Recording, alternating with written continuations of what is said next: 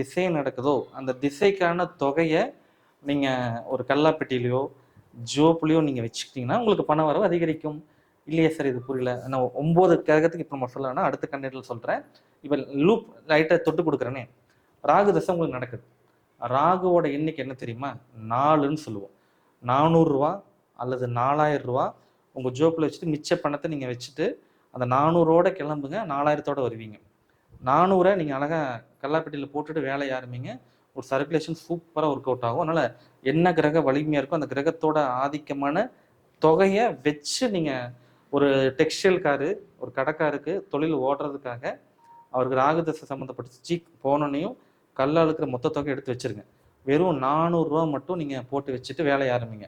ஃபுல்லாக அந்த அன்னைக்கு வியாபாரம் எவ்வளோன்னு பார்க்க சொன்னேன். சூப்பராக இருக்குது. கிளிக் ஆச்சு. அந்த பரிகாரம் தான் உங்களுக்கு இப்போ நான் கொடுத்துருக்கேன். 400 லைக் வந்துருச்சா வரலையா? 4 பேசுறங்காட்டிக்கு 399 யார்